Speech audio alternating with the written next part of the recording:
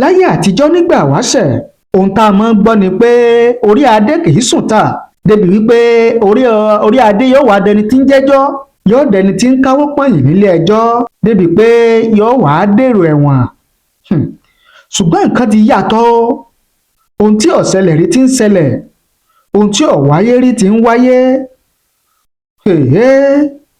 kí ni ká ti wá pe àwọn nǹkan tó ń ṣẹlẹ̀ lẹ́nu ọjọ́ mẹ́ta yìí.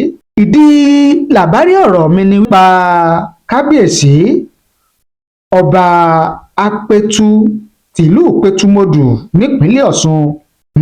ṣe ìrántí ṣe gbàgbé ọba Joseph Olóyèdé tí ìjọba orílẹ̀-èdè Amẹ́ríkà tí wọ́n fẹ̀sùn kàn wípé ó lulẹ̀ Amẹ́ríkà ní jìbìtì, ìyẹn owó tí ó yẹ kí wọ́n fún àwọn aráàlú lásìkò ìṣẹ̀lẹ̀ coronavirus COVID-19.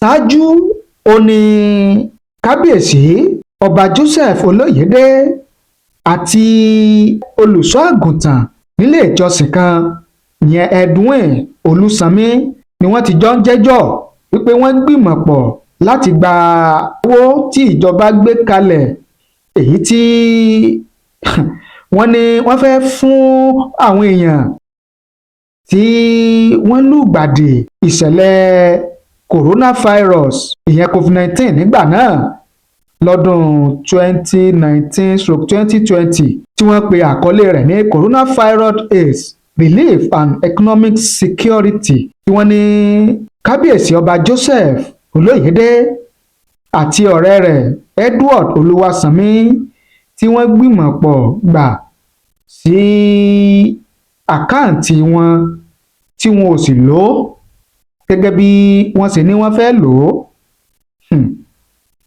látìgbà náà ó ní kábíyèsí yìí ti káwọ́ pọ̀nyìn níwájú ilé ẹjọ́ nílẹ̀ Amẹ́ríkà o, ṣùgbọ́n ní nǹkan bíi oṣù méjì sẹ́yìn ó ní ìròyìn jáde wípé ilé ẹjọ́ ti sọ Edwin Olúwaṣánmi sí ọgbà ẹ̀wọ̀n gẹ́gẹ́ bí ìjìyà ẹ̀sùn tí wọ́n fi kàn án. ó wá ń ya àwọn èèyàn lẹ́nu nígbà náà wípé ṣé wọn ò ní dájọ́ ti kábíyèsí ọba Olóyèdé ọba Joseph Olúgbénga Olóyèdé apẹ̀tùmọdù tìlú pẹ̀tùmọdù. ṣùgbọ́n ìròyìn ti wá jáde o, ìròyìn ti jáde. kí wá ní ìròyìn wí, kí ní ìròyìn sọ?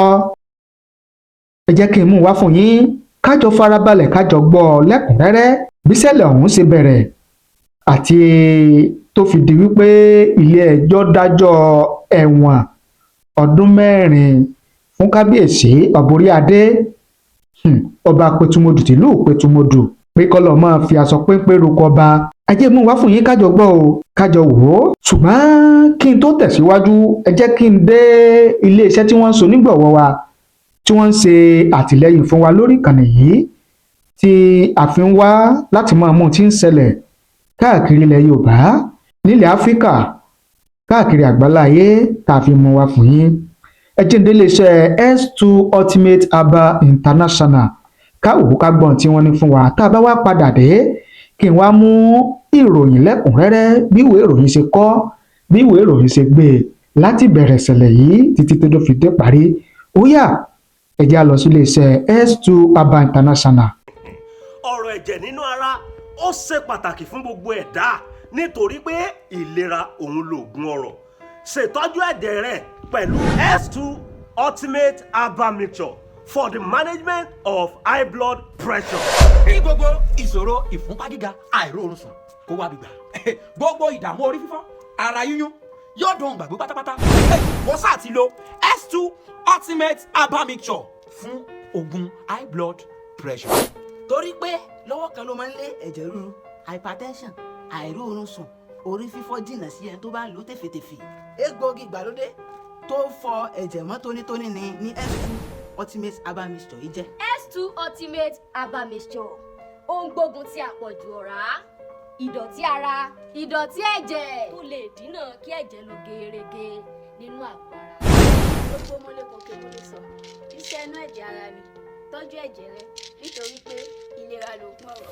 a ò ní rí ogun ikú òjijì a ò sì ní ṣiṣẹ́ fún ọmọ ẹlòmíràn jẹ wàhálà wa ò sì ní já sásán láyé o. ẹ pè wá sórí àwọn ẹ̀rọ ìbánisọ̀rọ̀ wọ̀nyí pẹ̀lú 070 40 79 01 53 tàbí 080 64 00 02 04 láti rà tàbí jẹ́ alágbàtà S2 Ultimate Herbal Mixture. Ewé àti egbò ni wọ́n fi ṣe oògùn yìí ní ìlànà ìgbàlódé. tí àjọ NAFDAC tó sì fi òǹtẹ̀lú fún gbogbo ènìyàn pátápátá. ọ̀kárí láyé. S2 Ultimate Herbal Mixture for the management of high blood pressure. It is a gidi gan. ó ń gbógun ti ìṣòro inú ẹ̀jẹ̀ ó ń fọ ẹ̀jẹ̀ mọ́ tónítóní lọ́gán tẹ́ ẹ bá ti gbé ìrora. Síbẹ̀. S2 Ultimate Herbal Mixture yìí gangan ni dán tí ń já nígbà lọ́wọ́ high blood pressure lọ́gán tí ẹ bá ti gbé ìlura. òun náà lẹ ti gbọ́ yẹn o láti iléeṣẹ́ S2 Ultimate Herbal International, iléeṣẹ́ tí wọ́n ń fi ewé àtegbò tí wọ́n fi ń pòògùn láti fi máa ṣe ọmọ aráyé lóore. tẹ́ ẹ bá sì gbàgbé tẹ́ ẹ bá rántí pé mo máa ń sọ fún yín lórí ìkànnì yìí pé agbára ń bẹ nínú ewé àtegbò.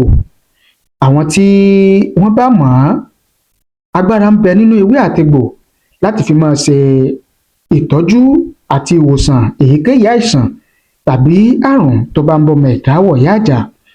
iléeṣẹ́ S2 Ultimate Herbal International, ìlànà ti gbàlódé òun ni wọ́n fi ń po oògùn wọn. ilé ìtọ́jẹ́ yìí pé àwọn tí wọ́n ń lò ó ni wọ́n lè mọ tí mò ń sọ.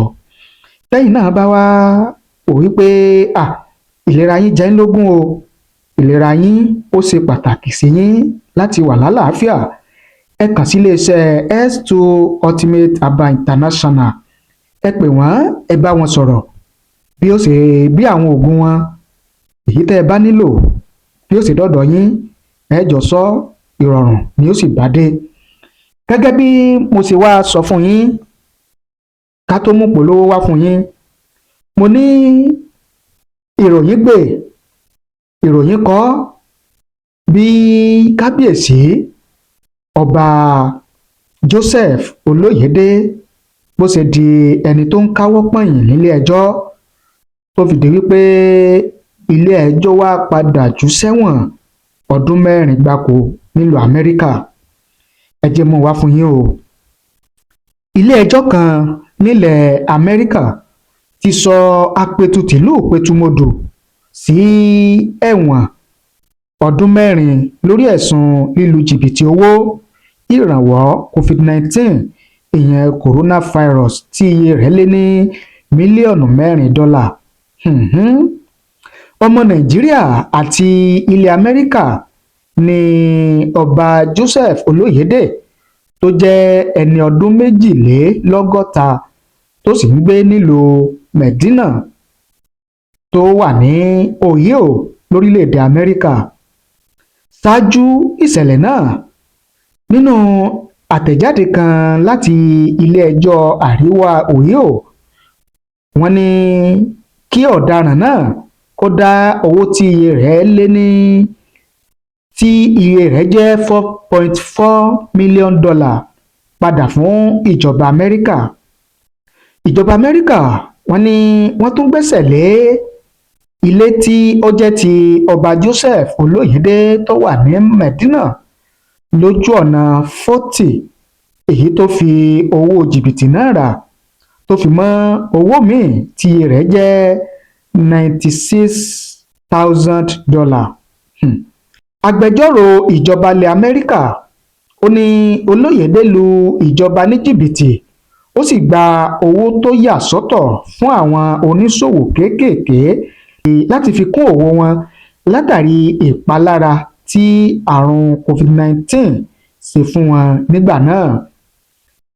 ilé-ẹjọ́ náà sọ pé láti nǹkan bí oṣù kẹrin ọdún 2020 sí oṣù kejì ọdún 2022 ni Olóyèdé àti ẹnìkejì rẹ̀ Edward Olúwaṣánmi gbìmọ̀pọ̀ láti gba ẹ̀yáwó tí ìjọba gbé kalẹ̀ lábẹ́ àjọ àwọn oníṣòwò kéékèèké èyí tí wọ́n ṣe lábẹ́ òfin Coronavirus AIDS Relief and Economic Security (CARES Act). Nínú oṣù kẹrin ọdún yìí ni àwọn méjèèjì ìyẹn Ọba Joseph Olóyèdé àti Pásítọ̀ Edwin Olúwaṣánmi sọ pé àwọn jẹ̀bi ẹ̀sùn jìbìtì náà tí ìjọba ilẹ̀ Amẹ́ríkà fi kàn wọ́n tí wọ́n sì gba owó tí iye rẹ̀ jẹ́ $4.2 million lọ́wọ́ ìjọba ilẹ̀ Amẹ́ríkà lọ́nà èrú. Ìròyìn ní Olóyèdé tó ń ṣiṣẹ́ gẹ́gẹ́ bí ẹni tó ń ṣètò owó orí ní iléeṣẹ́ 5 ọ̀tọ̀ọ̀tọ̀ àti àjọ kan tí kìí ṣe ti ìjọba nígbà tí ẹnì kejì rẹ̀ Olúwaṣánmi ní okòwò 3 ọ̀tọ̀ọ̀tọ̀ nílẹ̀ Amẹ́ríkà. Àwọn méjèèjì lo iléeṣẹ́ wọn láti gba owó lọ́wọ́ ìjọba àmọ́ ìròyìn tí kìí ṣe òótọ́ ni wọ́n fi sílẹ̀ lásìkò ìforúkọsílẹ̀ wọn. Gẹ́gẹ́ bí wọ́n ṣe sọ, wọ́n ní wọ́n gba owó tó tó $1.2 million lórí àwọn iléeṣẹ́ Olúwaṣánmi nígbà tí wọ́n gba owó tí iye rẹ̀ tó $1.7 million lórí àwọn iléeṣẹ́ tó jẹ́ ti Olóyèdé gẹ́gẹ́ bí àwọn ìwé ilé ẹjọ́ náà ṣe wí. Gẹ́gẹ́ bí àwọn ọ̀rọ̀ tí àwọn olùwádìí sọ, Olóyèdé kò fi owó tó gbà lọ́wọ́ ìjọba ṣòwò kankan, níṣẹ́ ló kó owó ọ̀hún sí àpò ara rẹ̀. Ṣùgbọ́n lẹ́yìn ọ̀rẹyìn ó ní wọ́n padà dájọ́ ẹ̀wọ̀n ọdún 4 gbáko fún Ọba Joseph Olóyèdé gẹ́gẹ́ bí ìjìyà lórí ẹ̀sùn tó jẹ̀bi rẹ̀ nílẹ̀ Amẹ́ríkà. Gẹ́gẹ́ bí ìròyìn ṣe wí, bí ìròyìn ṣe kọ, òun náà lẹ́gbọ́n tí a mú wá fún yín yẹn. Kí ni ìwòye àti èrò titi yín, ẹ̀yin tẹ́ ń wò wá àtẹ̀yin tẹ́ ń gbọ́ wá lórí eléyìí tí a tún mú wá fún yín o. Ṣáájú kó tó di pé nǹkan polúkúmuṣu, nǹkan rí bó ṣe lóhùn ó rí, ó dà bó ṣe lóhùn ó dà. Àwọn ọba aládé nílẹ̀ Yorùbá, nílẹ̀ Oòduà, ipò pàtàkì, ipò àpọ́nlé, ipò ẹ̀yẹ, ipò ọ̀wọ̀, ipò aṣíwájú rere, ipò bàbá ó ní àwọn ọba aládé wa wà nílùú lágbègbè tí wọ́n bá ń ṣàkóso, tó sì jẹ́ pé a kì í bá ìwà pálapàla, ìwà rédèrèdè, ìwà tí kò wetí gbọ́, ìwà tí kò wojú rí, ìwà tó tàbùkù ọmọ ènìyàn, a kì í bá lọ́wọ́ àwọn ọba aládé wa. Àwọn tí wọ́n níwà pẹ̀lẹ́, tí wọ́n níwà tútù bí àdàbà, tí wọ́n níbẹ̀rù Ọlọ́run, tí kò sí àbàwọ́n kankan lára wọn, tí ò sí wà pálapàla rédèrèdè lára wọn làwọn tí Ifá máa ń mú. Ẹ jẹ́ kí n sọ báyẹn, tí Ifá máa ń mú gẹ́gẹ́ bí ẹni tí ó bọ̀ sórí àpèrè gẹ́gẹ́ bí ọba nílùú kọ̀ọ̀kan. Ṣùgbọ́n níta ń padà ń rí, níta ń padà á gbọ́ lóde òní nípa àwọn ọba aládé wa yìí, ó jẹ́ nǹkan tí ń kọni lóminú, ó jẹ́ nǹkan tí ń ṣe ní kàyéfì, ó jẹ́ nǹkan tí ó jẹ́ pé ó tàbùkù ọmọ ènìyàn. Kódà Yorùbá sì sọ wípé ẹ̀ẹ̀dá nílé yín wọ́n lè bú tìbí tìran ni o. Àwọn ọba aládé yìí tí wọ́n ń ṣe wọ́nranwọ̀nran, tí wọ́n ń ṣe rédèrèdè, tí wọ́n ń ṣe játijàti yìí, ẹ rí i wípé tí wọ́n ó bá kì wọ́n títí wọ́n ó kì wọ́n ó dárúkọ wọn pé ilẹ̀ Yorùbá ni ìlú tí wọ́n ti jọba. Ṣé rí i wípé àròfọ̀ yẹn ti ń ta sí ìran Yorùbá gan, ilẹ̀ Yorùbá. Ìdí rèé tí mo fi sọ wípé ó yẹ kí gbogbo wa kájọ wá ojútùú sọ̀rọ̀ yìí o. Ẹ fi èrò àti òye tí yín ẹ fi ṣọwọ́ sí wa àti ọ̀nà àbáyọ lórí irú nǹkan báyìí tí ò fi ní máa wáyé mọ́, tí ò fi ní máa ṣẹlẹ̀ nípa àwọn lọ́balọ́ba wa. Àbí kí ni ká ti pè é? Àwọn tí ó yẹ kó máa táyé ṣe, àwọn tó yẹ kó máa pàkíyèsí àwọn èèyàn síwá àbàjẹ́, àwọn tó yẹ kó jẹ́ pé wọ́n jẹ́ àwòkọ́ṣe rere láwùjọ, ló wá jẹ́ pé àwọn náà látó wá ń bá ìwà àbàjẹ́ lọ́wọ́ wọn. Ṣẹ̀rí pọ̀ lágbára. Ẹ bá ní pín, ẹ bá ní share rẹ̀ kó lè káàkiri àgbáyé, kó lè rìn jìnnà dáadáa. Kélé yìí kó tún lè máa jẹ́ bí ìfanilétí, ìkìlọ̀ fún àwọn míì táwọn náà bá tún níwà àbàjẹ́ bẹ́ẹ̀ lọ́wọ́ lọ́kàn, kí wọ́n lè gbéjẹ́ fórí, kí wọ́n lè pe àró àti ọ̀dọ̀fin nínú ara wọn, kán lè bára wọn sọ̀rọ̀, kán lè jáwọ́ nínú irú ìwà àbàjẹ́, ìwà pálapàla, ìwà tó tàbùkù ọmọlúàbí bẹ́ẹ̀. Ẹ ṣé o bẹ́ẹ̀ ṣe ń wò wá, ẹ ṣé bẹ́ẹ̀ ṣe ń gbọ́ wa. Ojú tẹ́ ẹ fi ń wò wá kò mọ̀ ní fọ́, etí tẹ́ ẹ fi ń gbọ́ wa kò ní di láṣẹ Èdùmàrè. Tẹ́yìn náà bá wá lóhun kan láti bá wa sọ, ẹ̀rọ ìbánisọ̀rọ̀ tẹ́ fi bá wa sọ̀rọ̀ náà lẹ ti ń wò lójú móhùnmáwòrán yín yẹn. Ẹ ṣé o, àdúpẹ́, àmọ̀rírì yín.